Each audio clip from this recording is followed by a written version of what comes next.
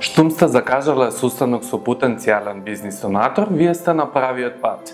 Меѓутоа имате предвид дека за ова треба добра подготовка.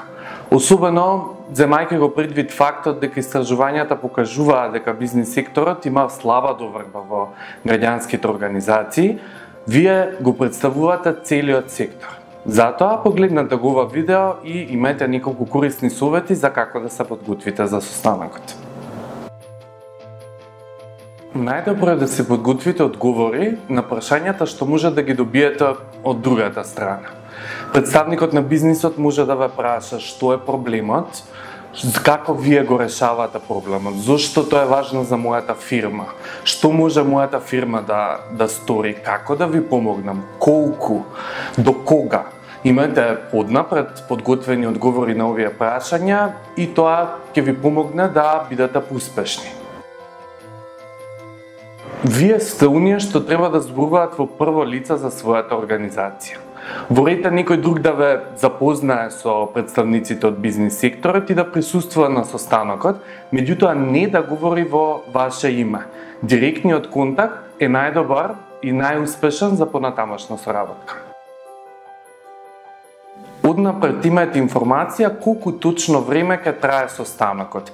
На тој начин ќе си имате испланирано поточки да опфатите се што сакате во одредениот период. Кога одите на состанок, бидете 10 минути порано, затоа што имате предвид дека бизнис секторот нема време за чекање. Исто така секогаш имате план Б. Ако се случи нешто непредвидено, имате помалку време, сепак имате начин да испрезентирате се што сте замислиле. Заборавете на долгите објаснувања и презентирање на одредени истражувања. Бидете по-конкретни и по-јасни. Кога зборувате, дајте некои конкретни примери за соговорникот да може да се идентификува со вашата работа и по-конкретно да свати што е она што вие всушност го правите. Оставете простор да ви постават прашање, меѓутоа покажете вие интерес. Прашате што работи, како фирмата и како може да соработувате можеби на други полиња. Што е најважно, не звучате како да молите за донација, туку едноставно вие нудите производ или услуга која што од поширок јавен интерес и за неа барате поддршка и соработка.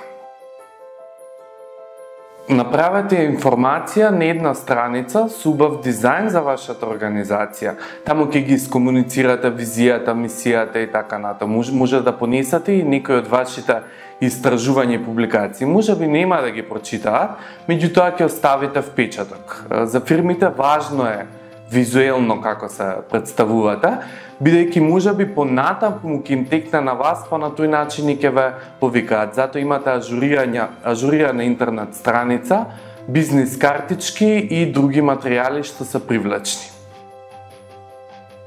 Важно е да изгледат уредно и професионално, ова не значи дека треба да носите костум, всушност изгледот треба да кажува и да кореспондира со имиџот на вашата организација. Дури да ве одбијат на состанокот, заблагодарете се лично, меѓутоа и со мејл порака. Доколку ви кажат дека им е потребно повеќе време да размислат, прашајте ги кога сакаат да ги контактирате со цел да знаете на што сте. На овој начин и нема да бидете премногу нападливи во комуникацијата и сето тоа ќе ви овозможи да бидете успешни.